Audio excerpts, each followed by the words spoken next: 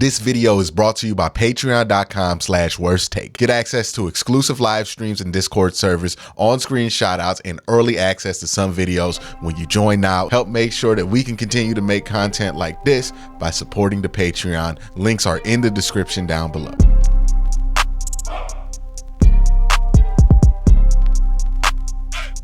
The more I watch the playoffs, the more I watch the Baltimore Ravens, the more I think about what the Baltimore Ravens did to get to where they're at right now, the more I think to myself, I think the Browns are really close to winning the Super Bowl, or at least really close to having their best chance ever to win a Super Bowl.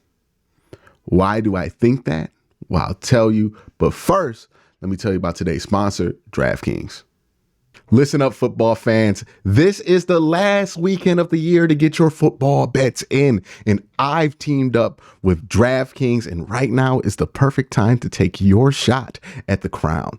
DraftKings is giving all new customers, come on, listen to me, all new customers, $200 in bonus bets instantly. Yes, you heard me right.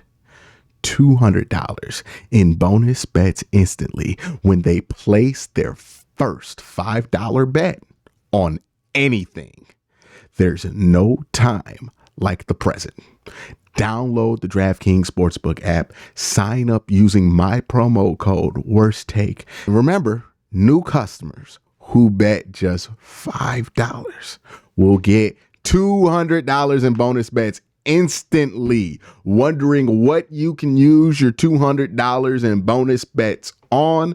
You can combine multiple bets together from Super Bowl 58 for a shot at an even bigger payout. If you've already signed up for DraftKings like me, you can make a bet on Super Bowl 58 and get a bonus bet back. Get a bonus bet in the same amount of your initial wager. Max reward limits apply. If sports betting is not yet available in your state, don't worry. You can still join in on all the fun with DraftKings Daily Fantasy and have a shot at winning cash prizes. Download the DraftKings Sportsbook app now. New customers use my promo code WORSTTAKE and bet just $5 on any wager and get $200 in bonus bets instantly. That's promo code WORSTTAKE only at DraftKings Sportsbook.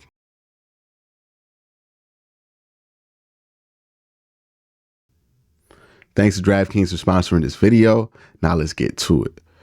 I think the Browns are close to winning a Super Bowl because when I look at the Ravens, I see a team that's very similar to the Cleveland Browns.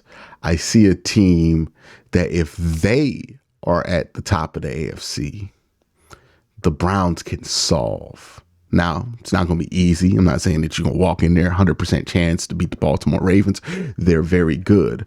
But I do think that beating the Ravens for the Browns would be a little bit more achievable than any other team that could be at the top of the AFC because, one, familiarity, and two, we're really built to beat other AFC North teams. And I think that's the thing about the AFC North. We are built to beat other AFC North teams. So if another AFC North team's at the top and you need to pull off an upset or you need to win a big game, you feel good about it because that's where your strengths are. And then I think about how the Baltimore Ravens got here, right? Because the Baltimore Ravens' path to having the season that they've had so far has not been the smoothest. It's been a bumpy, windy road for the Baltimore Ravens. One that has included many turns and twists, right? You get that 2019 season where it looked like the world was theirs. They were 14-2. They were absolutely smacking everybody. They get to the playoffs. They play that divisional round game, and they look like a very young team with a very young quarterback, and they lose. Okay.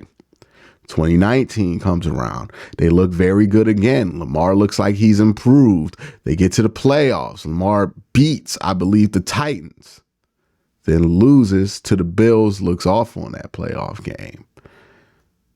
And then you start to think to yourself, man, did the Ravens blow their window? 2021 comes around.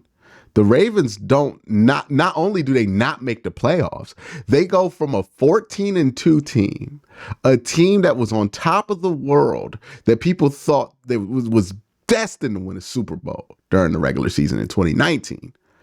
2 years later, they're in last place. It's crazy, right? They're last place. It's insane. 2022 comes around, and they make the playoffs. Lamar Jackson's hurt, so T. Huntley has to get in there, and he almost wins a playoff game. So they almost win the playoff game with the backup quarterback. If they get to the playoffs with the backup quarterback, losing the wild card round to the Cincinnati Bengals, and then they fire their offensive coordinator. Keep in mind, when they finish in last place, they fired Wink Martindale as well. So they fired both coordinators, lost in the wild card. It could go anywhere with the Baltimore Ravens next year. And then next year happens. It's what we're talking about now. The Baltimore Ravens are where they are today. Now, if that doesn't sound familiar to you, it should, because the Browns have been on a similar path to the Baltimore Ravens, right? Had that good 2020 season, looked like the world was theirs. Then the next year comes and they don't really capitalize on top of that. And then the year after, they finish in last place.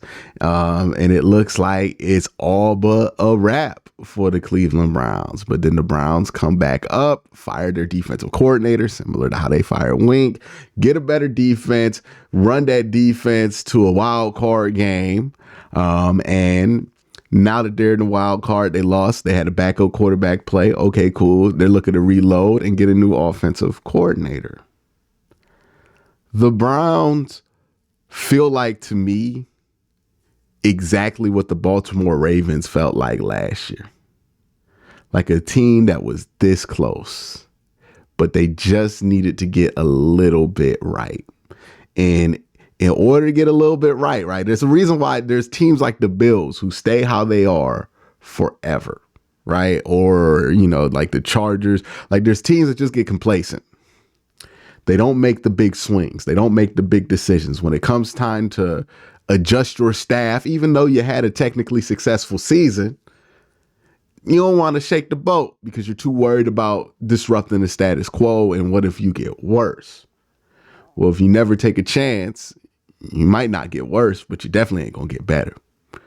And the Ravens realized this. They were like, hey, we don't want to continue to stagnate. We've stagnated on defense. We've stagnated on offense. We're going to fire our defensive coordinator. Look up, it improved. It got much better with Mike McDonald. And then you go on offense and you're starting to see it stagnate. You're starting to see Lamar stagnate. He doesn't like the offense. You get seeing guys literally jump out of town because of their hatred of the Greg Roman offense. So you make a move. Bring in Todd Monken, who I did not think was a immediate home run hire. Ended up being a great one. Now you look at the Browns. Same kind of situation on defense. They stagnated and then crashed. And then Jim Schwartz comes in and fixes that. Offense, it looks like they've stagnated. Right? Like, regardless of whether you think Deshaun Watson is the right quarterback for the job, this offense stagnated. That's just the flat truth. Even with Joe Flacco in there, even with Deshaun in there, whichever quarterback you prefer to talk about this season under the terms of, the offense eventually stagnated. The explosive plays eventually stopped. The turnovers eventually went up. A change was necessary to be made because you could have ran back AVP. You could have ran back that whole staff, and you probably would have won 10 games, maybe 11, hell, maybe 12. You would have ran into the same problems you've been running into in the postseason if you would have done that. Now, there's no guarantee that you win 10, 11, 12, 13 games with a new offensive coordinator. It could be a disaster. It could also be a success, and you reach new heights that you thought you would never reach with this team. The Browns are willing to take chances to get better. I think the Browns recognize this. When you listen to Andrew Barrett, he talks about how close he feels like this team is, not just like from an emotional standpoint, but from a goal standpoint. He feels like they're close. That tells me a team that's ready to make some risk, ready to do what they need to do to bring in some game changers, ready to tighten those final screws, ready to go all in on whatever it takes to win a championship. Now, of course, the big elephant in the room is number 4. He's no guarantee, right? He is absolute. Anybody telling you that it's a guarantee that Deshaun Watson's going to play well next season is just saying stuff, because that's not a guarantee. Deshaun don't know. Kevin don't know. Don't nobody know. He hasn't played enough for anybody to know. We don't know what he's going to look like. I don't know if he's going to look good or bad. I can't have a definitive opinion. I haven't seen him play enough football recently to have a definitive opinion. That's the elephant in the room. They're making these changes in part to help him, in part to get him better, in part to make him comfortable. Now, in making him comfortable, it's going to make more people comfortable, like including down the line. If you have an offense and you have a regime that outlives Deshaun Watson stay here in Cleveland, you're going to want to have these adjustments in place. So obviously it helps you with the future. But for the right now, this stuff's all for Deshaun Watson. And to me, I think that means that they're betting on him, that they have seen stuff in him during camp, during practices, that makes them feel like he could still be the guy that they wanted. Whether that happens, it's debatable. Like it's not even debatable. It's yet to be seen. We will see what he does. We will see what he can do. But if he plays to a high level, and I don't think he necessarily needs to play at an MVP level, but if he plays at a high level where we can say without any doubt that he's one of the better quarterbacks in the league, which we have not been able to say since he's come back, if we can get to that point with him, which it felt like at times there were moments where we can get close to that.